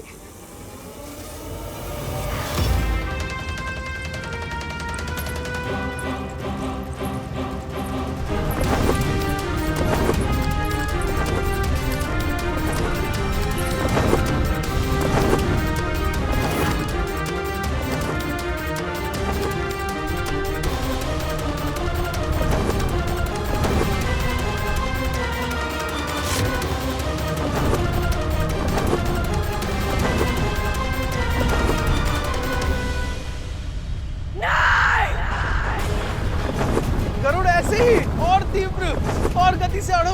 गरुड़ बादलों के ऊपर और तेज। आनंद आ रहा है। तो भैया, धुमल भैया, वो देखो, इतनी ऊंचाई से हमारा महल कितना छोटा लग रहा है। वो माँ है क्या? हाथों के संकेत से ऐसा प्रतीत होता है कि वो हमें विदा कर रही हैं।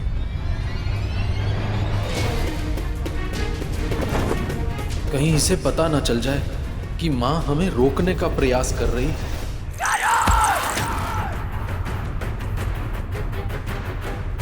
अरे गरुड़, ध्यान कहाँ है तुम्हारा? अरे और ऊपर उड़ो ना। हाँ, तुम नीचे कहाँ देख रहे हो? कहीं बादलों से टकरा गए तो? उड़ो।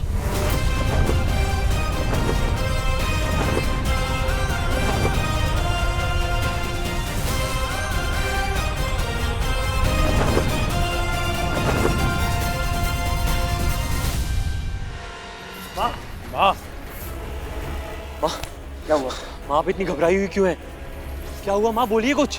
बोलिए माँ।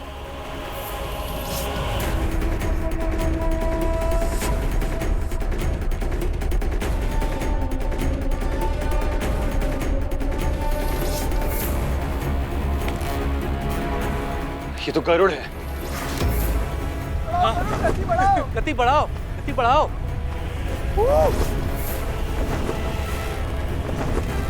और इसके साथ हमारे भाई ये उन्हें कहाँ लेकर जा रहा है?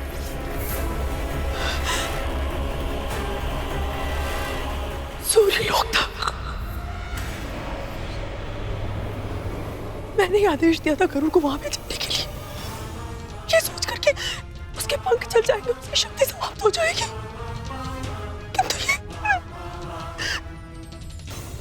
ये तो मेरे पुत्रों को लेकर चला गया। गरुड़, नीचे आ। तू दास है हमारा, हमारी आज्ञा का पालन करना तेरा कर्तव्य है। माँ, ये बहुत ऊंचा उड़ चुका है, हमारे स्वर इस तक नहीं पहुंचेंगे। ये कितनी भी ऊंचाई तक क्यों ना चला जाए, इसकी मां का स्वर इस तक अवश्य पहुंचेगा। विंता को उसका स्वर सुनाई देगा। विंता! माँ,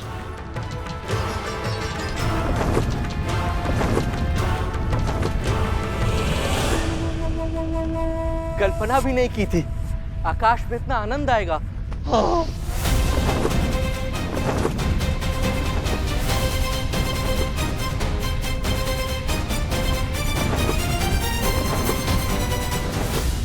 गरुड़, तुम इससे भी तीव्र गति से उड़ सकते हो क्या? हाँ, परंतु तुम क्या हमें दुर्बल समझते हो? अरे तुम अगर शक्तिशाली हो ना तो हम भी कम नहीं हैं। चुपचाप गति बढ़ाओ।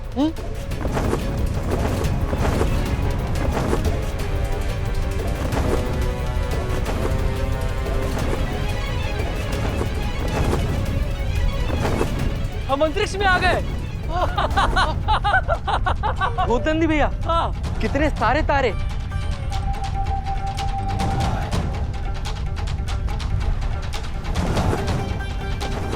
अरे नीचे देखो, हमारी पृथ्वी। अरे हाँ, पृथ्वी पे रहते हुए तो हमें ऐसे लगता था जैसे हम ही सबसे महान हैं, हम ही सबसे बड़े हैं। लेकिन यहाँ आके पता चला कि हमारी पृथ्वी एक छोटे से तिनके के बराबर है। तो फिर हम कितने छोटे हुए?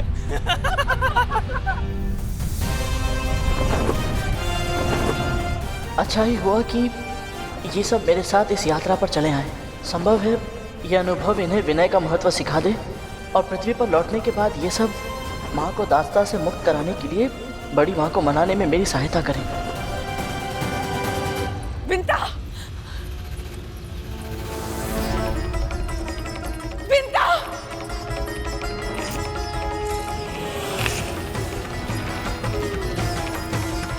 विंता!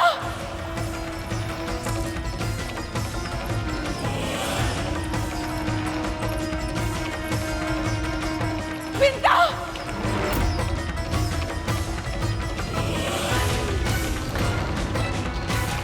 ये कद्रू दीदी का स्वर था क्या?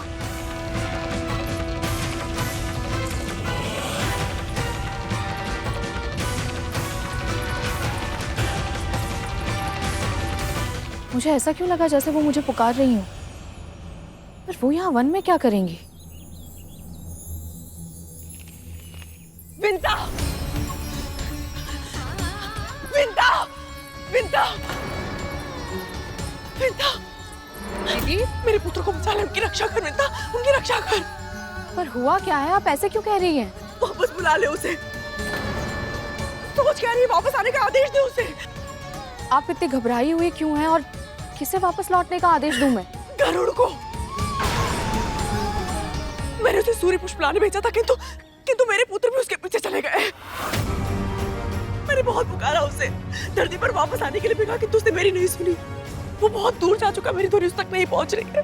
तू बुलाना उसे। यदि मेरे पुत्र को कुछ हो गया तो मैं जीवित नहीं रह पाऊंगी पिता। तू ही है जो उसकी रक्षा कर सकती है। बुला ले अपने पुत्र को वापस, बुला ले। बुलाना, बुला अपने पुत्र को। आप चिंतित मत होइए, मैं उसे वापस बुलाती हूँ। गरुड़, गरुड़, गरुड़, गरुड़। माँ क्यों पुकार रही है और वो इतनी चिंतित क्यों लग रही है? गरुड़, गति कम करने की सोचना भी मत। हमारी माँ ने तुम्हें जो कार्य दिया है ना, उसे पूरा किए बिना तुम वापस नहीं लौट सकते हो। हाँ। भूलो मत गरुड़, तुम सिर्फ अपनी माँ के पुत्र ही नहीं, हमारे दास भी हो। इसलिए तुम तब तक वापस नहीं जा सकते जब तक हम आदेश ना दें। स्मरण रखना गरुड़, यदि तुमने हमारी आज्ञा का पालन नहीं किया तो परिणाम तुम्हारी माँ को भोगना पड़ेगा। दास बने केवल 2 ही दिन हुए हैं और अभी से कितना विवश हो गया हूँ मैं कि चाह कर भी अपनी माँ के पास लौट नहीं सकता। तो फिर माँ के लिए कितना कठिन, कितना दुखद होता होगा अपनी इच्छाओं का गला घोटकर इन सब के आदेश का पालन करते रहना, बिना रुके लगातार। उन्हें ऐसे जीवन नष्ट करते नहीं देख सकता मैं।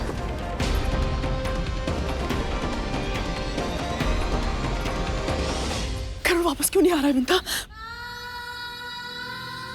पता नहीं दीदी, मेरी पुकार सुनकर वो वापस लौट कर ना आए, ये संभव नहीं है। हो सकता है कि मेरी पुकार उस तक पहुंच ही ना रही हो। ये भी तो हो सकता है कि वो आपकी बात सुन के अनसुनी कर रहा हो, और ये भी तो हो सकता है कि वो इस अवसर का उपयोग अपना प्रतिशोध लेने के लिए कर रहा हो। अवश्य उसने अंतरिक्ष भ्रमण का लोभ देकर हमारे भाइयों को अपनी मीठी बातों में फंसाया होगा, ताकि वो अकेला घायल ना हो और मृत्यु का संकट केवल उस पर नहीं, हमारे भाइयों पर भी आए।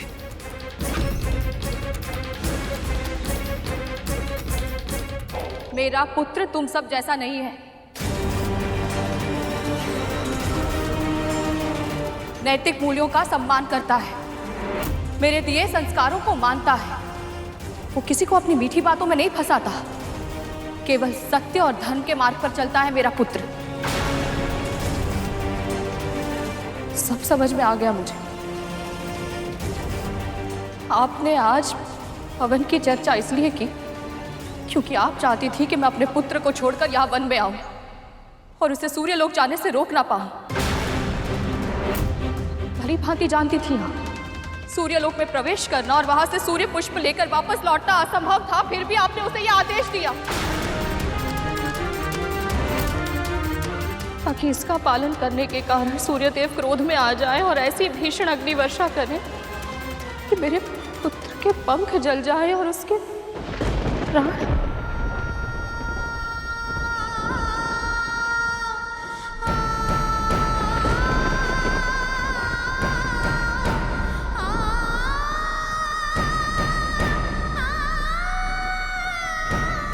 ये समय आरोप प्रत्यारोप का नहीं है। जो आपसे कहा जा रहा है वो आप कीजिए। अपने पुत्र को बुलाइए।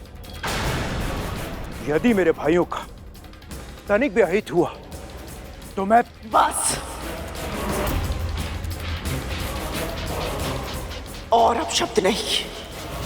पर मां, कालिया,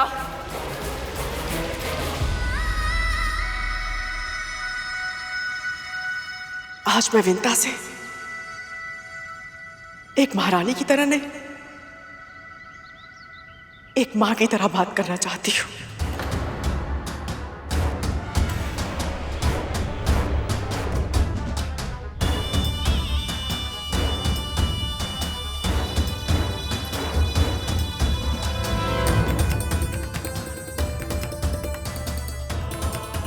भी एक माँ हो,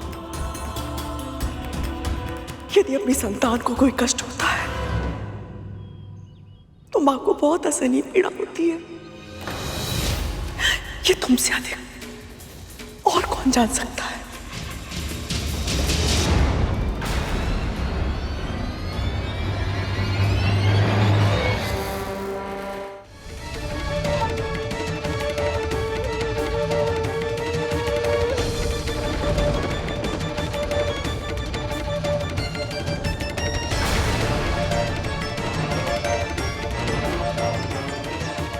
मैं जानती हूं तुम मुझसे क्रोधित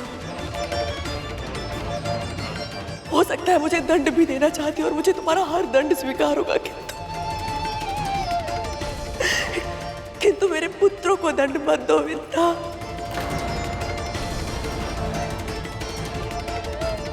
अपने पुत्र को वापस बुला लो।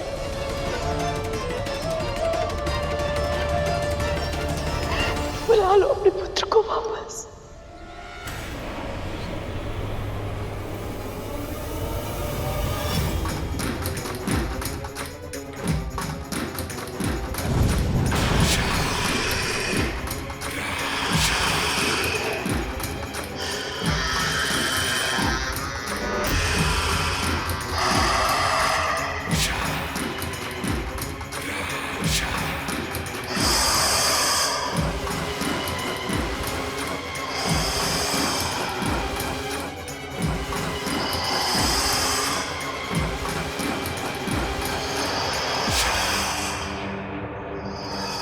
जब तक आप मेरे भाइयों की सहायता नहीं करती, आप यहां से नहीं जा सकते।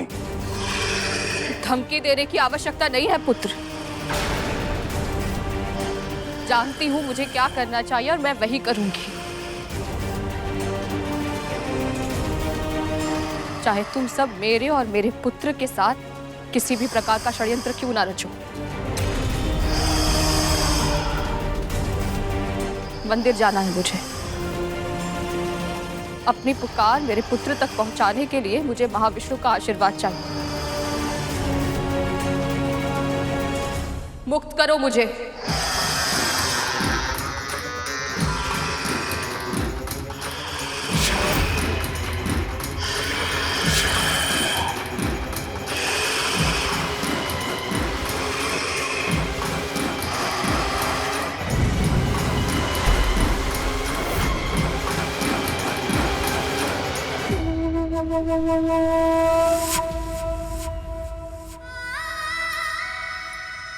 जैसे भी हैं पुत्र समान है मेरे, इसलिए मेरी प्रार्थना स्वीकार कीजिए प्रभु। किसी भी अहित की ज्वाला ना तो नागों तक पहुंचे और ना ही मेरे पुत्र गरुड़ को जलाए। वो सब सकुशल धरती पर लौट आए। सहायता कीजिए प्रभु, सहायता कीजिए।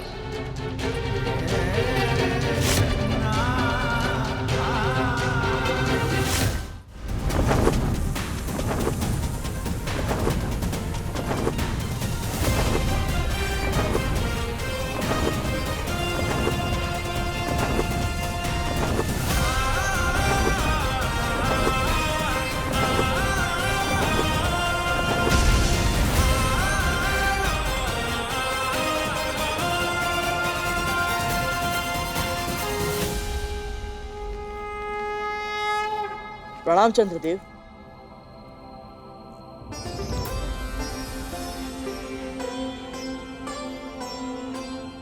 तुम सब यहाँ क्या कर रहे हो? बड़ी माँ का हवन करना है चंद्रदेव, इसलिए मैं सूर्यलोक जा रहा था सूर्य पुष्प लाने। मेरे नाग भाइयों को अंतरिक्ष भ्रमण करना था, इसलिए मैं इन्हें भी साथ ले आया। सूर्यलोक जा रहे हो तुम सब? तुम्हें पता भी है वहां का ताप कितना अधिक है? सूर्यदेव को दूर से प्रणाम करना तो फिर भी आसान था, परंतु सूर्यलोक में प्रवेश करना असंभव है। सूर्यलोक में प्रवेश करने से पहले ही तुम्हारे पंख जल जाएंगे और तुम्हारे इन भाइयों का तन यदि जलकर पूरी तरह से भस्म नहीं भी हुआ तो भी इनके प्राण अवश्य संकट में पड़ जाएंगे।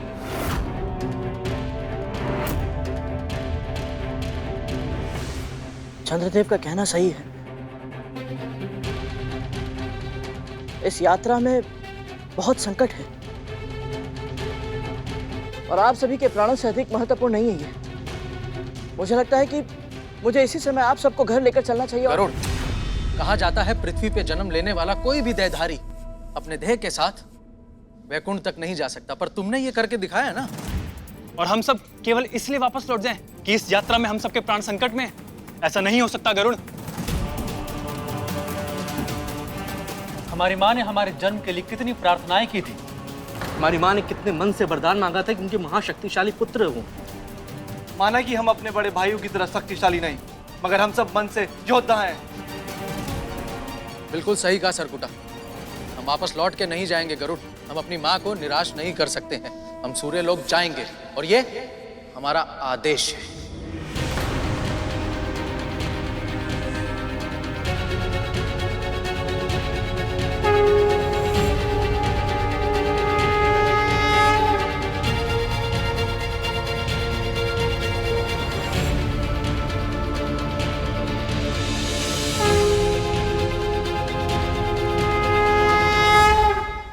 पक्षीराज गरुड़ के साहस भरे कारनामे देखने के लिए चैनल को सब्सक्राइब करें और साथ ही बेल आइकॉन दबाना न भूलें।